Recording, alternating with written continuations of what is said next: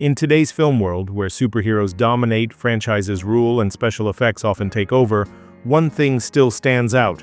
Audiences appreciate something genuine. Authenticity has become rare, and perhaps that's why Jason Statham has remained so popular. Today, Jason Statham is widely recognized as one of the few remaining action stars who can headline a film based almost solely on his name. His presence brings with it a promise of tightly choreographed fight scenes, gruff charisma, and a no-nonsense demeanor that rarely deviates from one film to the next. That predictability, far from being a flaw, has become his defining strength. But how did he get here?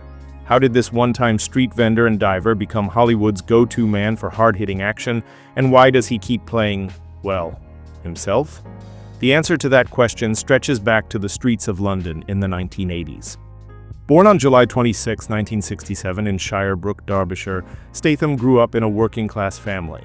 His father, Barry, held multiple jobs, including as a street seller, while his mother, Eileen, was a dancer. He would later follow in his father's footsteps, selling knockoff goods on street corners in London, but he also cultivated a surprising physical grace through sport, particularly diving. Statham took diving seriously, very seriously. So much so that he eventually became a member of Britain's national diving squad. According to the BBC, he represented England at the 1990 Commonwealth Games, competing in 3 separate diving events. Statham has often said that his time with the national squad was a great experience that taught him discipline, focus, and helped keep him out of trouble. But being a top-tier diver didn't pay the bills. "You can't earn any money at that," Statham once remarked in an interview, as it was an amateur sport. Searching for a way to build his future, he began making a living through street trading. As a street seller in London, he learned how to read people, how to talk fast, and how to promote himself, his work, and his skills. He was, in every sense, a performer. That performance caught someone's eye. One day, while training at the Crystal Palace National Sports Centre, Statham was spotted by a talent scout for a sports modeling agency. Soon after, he was working as a model for French Connection, the edgy British fashion brand. It was there that fate intervened in a more significant way. That's when Guy Ritchie came into the picture. Ritchie, then a relatively unknown filmmaker, was casting for his first feature film in 1998 titled Lock, Stock, and Two Smoking Barrels. He needed someone to play Bacon, a fast-talking street hustler who operated on the margins of London's criminal underworld. When Ritchie met Statham, he quickly realized he didn't need an actor to portray a street seller. Statham's real-life experience made him the perfect fit. Statham was offered the role, and though he earned only about $5,000 for it, the performance made an impression. His natural charisma and raw energy popped on screen. While Lock, Stock, and Two Smoking Barrels was very much an ensemble film, Statham managed to stand out among a cast of other well-known characters, many of them seasoned actors. The film itself was a critical and commercial success, earning over $28 million on a $1.35 million budget. The success of that movie led Statham to team up with director Guy Ritchie again for a second film, Snatch, which came out in 2000. This time Statham played the lead character, Turkish, a small-time boxing promoter caught up in a whirlwind of criminal chaos. Snatch boasted a more international cast, including Brad Pitt, who added star power, and it performed even better, grossing more than $83 million worldwide. For Statham, the performance marked a pivotal shift. He was no longer a street vendor turned model turned actor, he was now a bona fide leading man. Hollywood took notice. The early 2000s saw Statham accepting supporting roles in action-heavy projects like John Carpenter's Ghosts of Mars, which was released in 2001, and the Jet Li sci-fi action film The One, which was also released in 2001. These weren't blockbusters, but they allowed him to showcase the screen presence that would soon become his trademarks.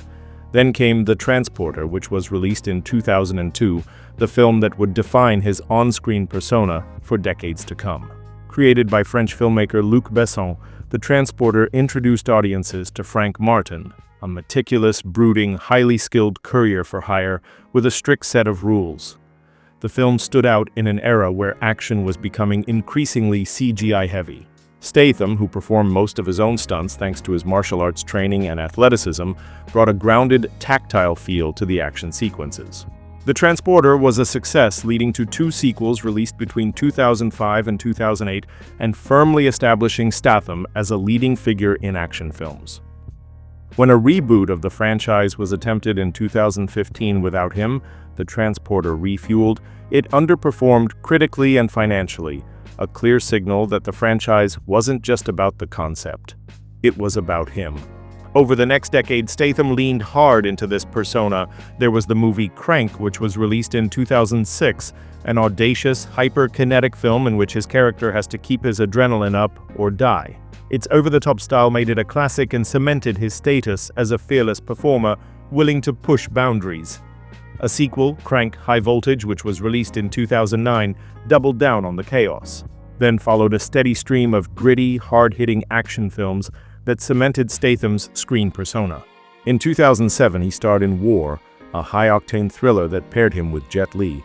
That was followed by Death Race in 2008, a violent reimagining of a classic. By 2011, he was headlining The Mechanic. In 2012, Safe hit theaters, showcasing Statham in a role that balanced brutal action with moments of unexpected vulnerability. In 2015, he returned with Wildcard, once again playing a quietly dangerous man drawn into a spiral of violence. He was now, for better or worse, playing a version of himself in every movie. Even when he stepped slightly outside his wheelhouse, voicing a character in the animated Romeo and Juliet, which was released in 2011, or even when poking fun at his own persona in the Melissa McCarthy-led movie Spy, released in 2015, he was still essentially just Statham being Statham. And audiences were fine with that. In fact, they liked it. This predictability became a sort of brand. He was the action star who didn't need a cape or a catchphrase. You knew what you were getting.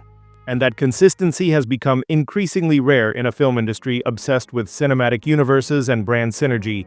Statham's star power soared when he became a key player in some of the biggest ensemble action films. His role in the Expendables series from 2010 to 2014 put him alongside icons like Sylvester Stallone, Jet Li, and Arnold Schwarzenegger. Playing Lee Christmas, a tough, quick-tempered former SS operative, Statham brought a raw, grounded intensity that balanced the franchise's spectacle. But it was his entrance into the Fast and Furious world that truly launched him into global fame.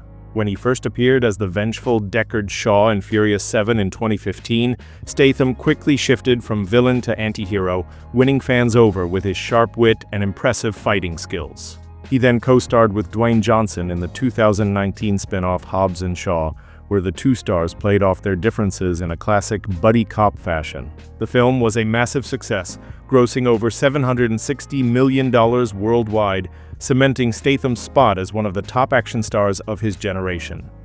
Despite the ever-growing spectacle of his surroundings, Statham has remained almost aggressively unchanging. Even in more recent films such as The Meg in 2018, its sequel Meg 2, The Trench released in 2023, and The Beekeeper in 2024, Statham continues to deliver the tough, no-nonsense performances that have defined his career.